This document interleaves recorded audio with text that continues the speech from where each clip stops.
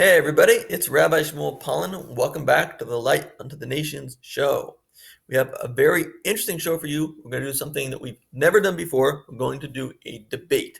And my mentor was actually against debate because he felt that it's not a way towards getting to the truth. To get to the truth, you have to cooperate, you have to get together, you have to have synthesis and find the truth in both sides. But in this case, I think it's necessary to sort of debate. And unfortunately, the person that I would be debating is no longer alive. It's George Garlin, George Carlin, however it's pronounced. And he was one of the greatest comedians ever. But he was an atheist. And sometimes his atheism leaked into his comedy routine. And we have to be wary of that because atheists use his routines to as a weapon against believers. And he makes tremendously good points. He's a very, very bright, incisive individual. And we have to take on what he said and explain the viewpoint of the religious person, explain the viewpoint of the believer. So we're going to go through one of his routines, and we're going to recognize that since he passed away, he has no chance to retort. So give him credit for the fact that he would have a chance to retort should he be here. And what he says is funny, very funny, but also very dangerous because atheists use it, again, as a weapon. So we're going to go through line by line on a short section of his comedy routine. And he says that in the BS department, businessmen can't hold a candle to clergymen. Now, this is me talking. I think he has it backwards. Clergymen spend 24/7 to find ways to help people, to inspire people, to give people more meaning. The clergy know they'll never be rich. They've given up on that dream, even though they're very intelligent and it's possible they would be great businessmen, would be great entrepreneurs. But they follow the path that they think is right. They follow their heart and they follow their belief. They follow their faith. Businessmen traditionally will do anything to make a buck. They're just doing whatever it takes to make money. That's just the whole purpose of a businessman. And his only oversight for his ethics is usually his own pocketbook and just the fact that he might turn people off if he does something unjust or unfair. But they are responsible, like Madoff, for some atrocious crimes. And I think you could match up the average businessman and the average clergy, and the clergy would win out every time when it comes to morality and ethics, even though clergy has its flaws, clergy has its vices. Um, Saturday or Sunday, when other people are just watching football, they are giving inspiration to people who badly need it. And we're asked in heaven, were you honest in business? And we're told that you get to sit in a special chair if you were. We're also told that that chair is very dusty. Barely anyone gets to sit there. But the ones who have a chance of sitting there are the clergy because they are not working with a profit motive. Businessmen have endless opportunities to bend the law, whether it be a lawyer coercing someone for documents or a dentist overcharging for a procedure, and we all know how dishonest mechanics are. So I think he has it backwards. George Carlin says, because when it comes to the major league BS, we stand in awe of the all-time champions of false claims and false promises, religion. It has easily the greatest BS story ever told. So I take issue with that. I don't think it's the most BS story ever told, meaning the Bible. I think the Bible is the most well corroborated, the giving of the Bible is the most well corroborated event in the history of humankind because it is the one event that was witnessed by 3 million people, 600,000 people from 20 to 60, from professors to philosophers and everything in between.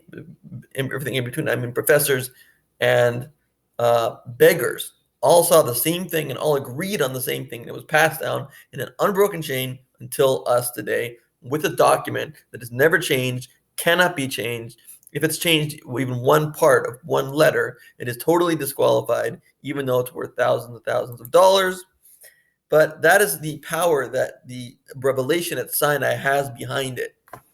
Everything that it says has this power of validity, whether it be the splitting of the sea or the coming down of the manna or the wars against Amalek. All the stories recorded there were repeated, told to Moses, who told it to the Jews, and was recorded in the actual Torah, which is totally unchanged until today. There were never fewer than a few million people believing in these stories. And we have other books like the Haggadah, which records the coming out, the Exodus from Egypt. Um, these stories give us lessons every day. Every day, millions of people gain lessons from these stories that help them in their life, and it gives them meaning. And meaning is the most important thing to have in your life. And if you want to understand why, read Viktor Frankl, the Search for Meaning, I believe it's called. And we actually talk about a master plan, not just your specific little life that you focus on and you have a myopic experience of your own life, but a master plan that we are a part of. And the comedian named George Carlin says to this that they're convinced that there is an invisible man in the sky watching everything you do every single second of every single day. He thinks it's foolish to believe in a God that's actually watching you. And the truth is, God is invisible, but everything is invisible except for what you're looking at right now. Absolutely everything is invisible. And certain things prove that it has something else that exists that is not within your range. And that's more accurate. It's not invisible, it's just not within your range right now. But if a baseball is flying and you see it flying through the air, you know through your experiences that there's a batter with a bat and he took a swing. You know all these things, even though you didn't actually see him, but you can see what demands that he must exist and that he must have done certain things. And when we look at the galaxies and we look at the complexity of a cell, we look at the complexity of DNA, we look at the complexity of an eye, we look at how it all works together synergistically. We can't say that just happened by itself. We can't just say it happened through evolution over billions of years, because even in billions of years, you can never, ever on your own come up with something like the human eye or DNA. It just couldn't come together that way so perfectly and run so well. It's telling me that an IBM computer just popped out after billions of years. It just popped up an IBM computer. Well, the human body is much more complex than the IBM computer, and it certainly didn't just pop out. It's like the baseball that's flying. We know because we can see the complexity of the body and how well it's built that there must have been something with intelligence that did it. There must be a God. And God is watching what we do. Genesis 28:15, God says, I am with you and I will watch over you wherever you go. I will be with you until you come back to this land. I will not leave you until I have given you what I promised you. So indeed, God is watching us all the time. And the better a person you are, the less it bothers you that God is watching you. If you are a bad person, you are very concerned that God is watching you and that there is accountability. There is nothing to be ashamed of from the fact that God is watching you, because your urges and your negative vices are given to you by God. Those are his vices. Those are his urges.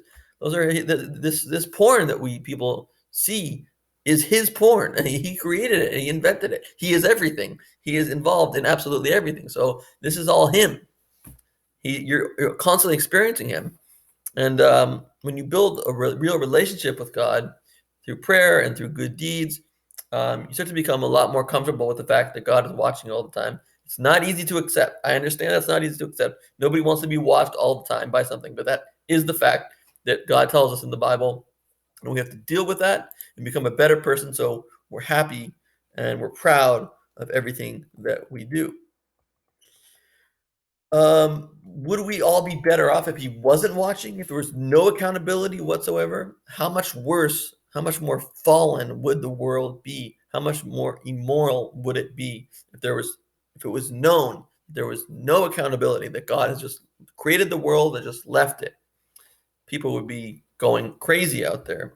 People would be indulging their every urge. So yes, God's watching because he wants what's best for us. George Carlin said it's an invisible man, and he has a little list and a special place that he's going to take you if you don't follow this list of things to do, or the things that you can't do. And there's going to be burning and torture and anguish and choking until the end of time. But he loves you. He also says he's all perfect, but he just can't deal with money because he always needs more money.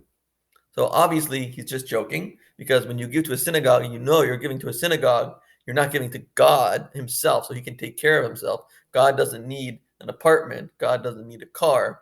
We know we're not giving to God. Everyone knows that. So we're not going to even entertain the idea that God is not good with money. We don't know how God handles money. We've never seen him. Nobody's ever seen him directly. And he is truly perfect. That's what the Bible tells us. He says there's 10 things that we cannot do. There are actually 5 things that we can do in the 10 commandments and 5 things we must not do. And would you rather that we not have these basic morality laws put in stone? Shouldn't it be in stone that you're not allowed to murder? Shouldn't it be in stone that you're not allowed to commit adultery? Shouldn't it be in stone that you have to honor your parents? Isn't it better that we have that stuff in stone and that it's eternal than not having it? What would the world look like if we didn't have the 10 commandments? Because it's very interesting, but experiments were done by people who were given tests, 4,000 people, and the tests were designed for them to actually cheat. It was to encourage cheating. And what they did it one time, and they cheated a certain amount of times, and they had them read the 10 commandments and then do it again. And they were still cheating, but the cheating went way down. And so if you want less cheating in this world, you want the 10 commandments. You want to have them in stone. He's talking about the punishment of fire and choking and smoke. And a lot of this is based on Christianity. Christianity is based on Judaism. So Judaism is actually the authentic religion. And Judaism does not maintain that there is a hell like that there is a physical hell like that. We are out of our bodies in that stage. We are souls, and you cannot feel physical pain. But what you can feel is like what happens when you are embarrassed. When you realize you've done something wrong, you're embarrassed, your face turns red. So that's the redness of hell. When you realize the things you did wrong in this world and how you squandered some of the most unbelievable opportunities, you are so ashamed that you turn red, your soul turns red, and you are not able to handle this comfortably. It's beyond your comfort zone, and that's the hell. It's so bad. This opportunity lost and damage done to yourself, to others. We don't realize how much impact we have. Like the coronavirus, one sneeze affects the whole world. So we may have affected the entire world with something that we did, and we had no idea that we were affecting the entire world. And how will you feel when you know that, sort of like what he does to the audience at the end of this routine? He says that God should strike everyone down. But if we say something negative to someone, it could be passed along to another one and affect the entire world. And how embarrassed will we be when we realize that? How embarrassed will we be that when we realize that we could have brought the entire redemption of the entire world, but we didn't? That's hell. And hopefully you will never be there, because you're watching these videos and you know what to do. You know how to make your life into a blessing. So there's no smoke, no fire. There's a realization of the sin itself. There's the realization that we wasted our time, we wasted our life, and the whole world was depending on us, and that hurts like hell.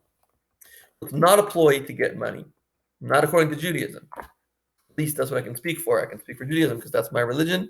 That's who I am. It's a story to make us further from sin. And the society is better when it's filled with holy people, God-fearing people. There would be a lot more good in this world, a lot more charity, a lot less hunger, a lot less pain. He says, but he loves you. And yes, he does. Every atom, the way it's constructed, its beauty, tells us that he loves us. The sunset, the beauty of it, tells us that he loves us. The perfect shapes of the spheres. How did they get so perfect? Again, evolution. You're telling me everything turned out in a perfect sphere due to evolution. It doesn't make any sense. It's love. It's clearly a painting that he has painted for us that is nature itself and our body itself and the way we all come together ourselves. And so the shoe is on the other foot. What we actually have is a tremendous amount of love, and it's obvious if you have eyes to see. Carlin says we have the kinds of false promises and false claims that you wouldn't find anywhere else. Well, let's look at another way. God has brought a moral compass into the world, and we're the bearers of false claims. I mean, the whole fact that you can't steal is because it's in stone on the Ten Commandments that you can't steal. So everything that you do, whether you're within the bounds of morality or not, I mean, how do we even know there are bounds to morality? It's because of the Bible. So don't tell me we make false claims. The fact that claims even could be false is due to the Bible, is due to religion.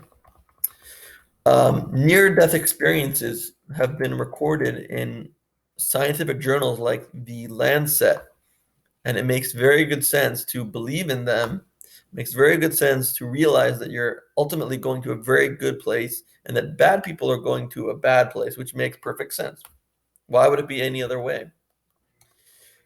Um, as we said, there's no scriptural support for the screaming and crying and choking. It's more a realization that's very embarrassing. And that's like the hot shower that you go into before you are taken to heaven. So you are just basically getting the muck off yourself.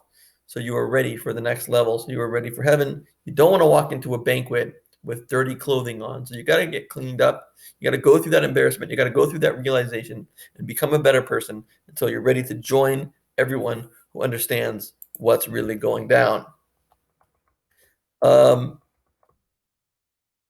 Ten Commandments are kindness. It's a fast track that it's a kindness that God made it just 10 rules that we can follow. It's a fast track towards becoming whole in the eyes of God.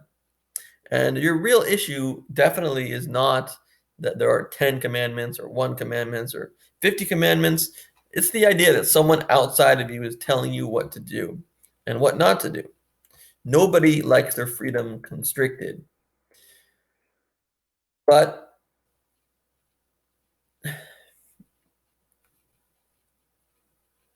we are clearly children of God, and our zygote did not become a baby by natural selection. That can't just happen by itself. The odds of that are just astronomical. There is a higher power involved. We are God's children. And just like a father with a boy, Father God must give us limits and tell us what to do, give us boundaries and give us direction. So we need this direction. Yes, we don't like to be told what to do, but a little kid doesn't like to be told what to do either. But it's good for him. He needs these limits. He needs these rules. He needs to be told what to do if he's going to grow up healthy and safe. He says that religion is a scam, but I can only speak for Judaism, and the hell situation that they threaten people with is a cleansing process, and it's not a punishment. There's even a break to hell on Saturday. On Saturday, the soul goes to heaven and enjoys that. And it gets a break from all the embarrassment. Supercomputer works in so many cases. And God has revealed himself to us in the past, and he says, I've loved you with an everlasting love. And Garland says he needs money. Synagogues, we've said, are maybe bad at handling money. That's possible, but there's no evidence that God is bad at handling money. And a church or a synagogue needs basic expenses: the salary of the rabbi, the secretary, the community food, the convention halls. Um, Now, Garland says that we get it all tax free.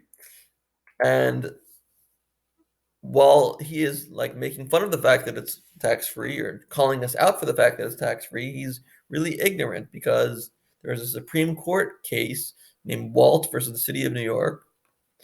And it says that by not taxing the churches, it creates a separation between church and state.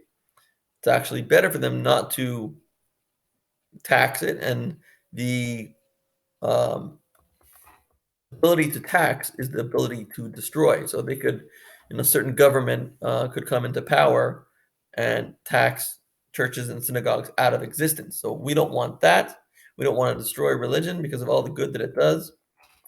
And Garland says that he's really tried to believe in God, but when he sees the floods, the earthquakes, and the tornadoes, etc., he is not impressed. So I would say, look at like a basketball player. If he shoots like 28 out of 29 from the field, it would be like the best game he ever had. But he missed one. He missed one. Well, how many times did winds interact and not create a hurricane? That's what you have to think about. You have to think about how it happens every single day that it's done right. And the few times that it's done wrong, you're focusing on that 0.00001% and labeling God with incompetence. And it takes some faith. If faith was easy, everyone would have it. But faith is difficult, and we know who's righteous because we know that the righteous see the hurricanes and the earthquakes, and they believe in God anyway. And they're believing in God even though it doesn't make sense sometimes. But 99.9% of the time, things go right, and we all know how unbelievable nature is. Also, the afterlife fixes up a lot of the things that went wrong over here. So if somebody died and who was innocent, in the afterlife, he could have great reward, and that would sort of balance out everything that's going on. We have proof there's an afterlife, and the afterlife makes it so that things become more fair again, and you might realize that things are actually exactly fair. But he says if there is a God, most would agree he's incompetent. He found the sun, and he said, unlike other gods, he can see the sun. He started to worship the sun because he can see it. And this reminds me of a story of a Soviet teacher, and the Soviets were trying to stamp out religion and especially Judaism. And he was in a classroom, teacher, and he said, can everybody see the chalkboard? Yes. Why is that? Because it exists. Can everybody see the desk? Yes. Why is that? Because it exists. Can everybody see the grass outside? Yes, because it exists. And one Jewish kid from the back got up and said, can everybody see the teacher's brains? Everybody said, no. He said, because it doesn't exist. Again, like the baseball. You can just look at the baseball and you can just say, it batted itself. It hit itself. That's what like evolution is saying. It just did it to itself. Or you can say, someone did it. Someone with a bat did it. Looking at the world, it's clear that someone with a bat did it.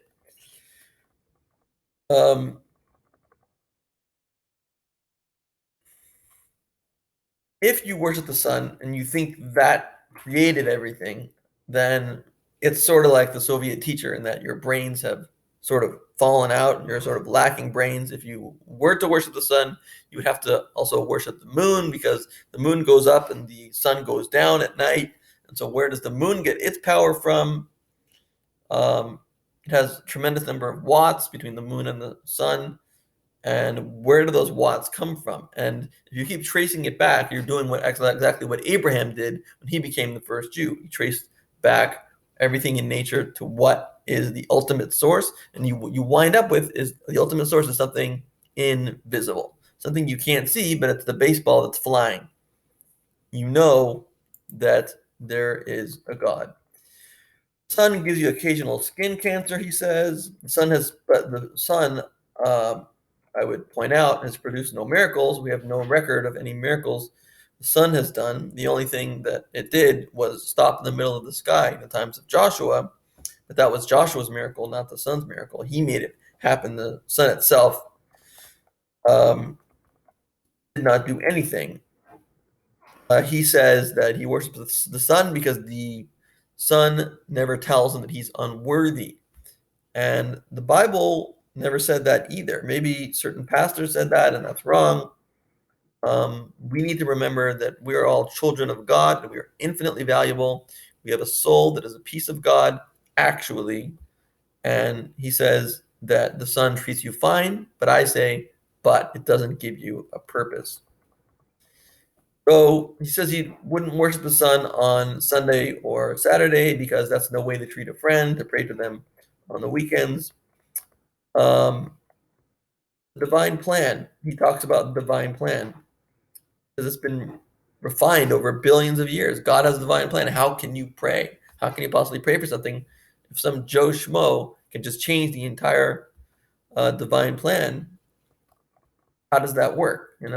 How can God be so great and people who are so little can just change everything? He thinks here he has a new problem that nobody has thought of. This has actually been thought of by many philosophers, Jewish and non-Jewish, and I will give you the answer that I believe will be given in the time of the Messiah, the Hasidic answer, the answer of Hasidic philosophy, and it goes like this. We have a core, we have an essence, we're one with God. And at that level, our plans and God unite. We have a meeting of the minds. If we would truly get in touch with our essence of what we really, really, really want, we would find out that it's the exact same thing that God wants. The situation that you have now is exactly the situation that you really want if you get through all the garbage, if you get through all the external layers. He says that he prays to Joe Pesci because someone he can see and he's powerful and he can solve problems with a baseball bat. He can get stuff done. But who makes Joe Pesci's heart beat? Who made his zygote turn into an entire human being? Possible. You could call on Joe Pesci and he might do nothing. But it's obviously just a joke, not meant to be taken very seriously. And he says, for people who believe in the Bible, you might like the Three Little Pigs. You might like Humpty Dumpty. You'll get lessons from there. But it's obviously not the same thing. Humpty Dumpty will not teach you about what to do when your ox scores another ox, what to do if you are rebellious against your parents, what to do when you have a servant, how you should treat him, and just 613 commandments is what you get out of the Bible. You get maybe one lesson from Humpty Dumpty, if you get any lessons at all. Then he ends off with the finale. He says, if there's a God, may he strike this audience dead. And then nothing happens. Well, something did happen because in an audience that big, some of them believe in God and some of them believe that our words have power. And what you did was wrong. It was wrong to do that.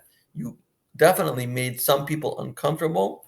You definitely gave people a negative aura. You give them a negative energy. And it's true. It's not part of God's plan that they all die. They don't deserve that. It's not what's meant to happen. But yet you wish that upon them, and nothing happens because you are not on a level where you are connected with your inner purpose. So you made a whole theater of people uncomfortable. So everything you said in this comedy bit is not just untrue. At the end, you made it just simply not right. Okay. Again, he has no chance to respond. I'm sure he would respond with some smart things, and I would respond with some smart things in retort.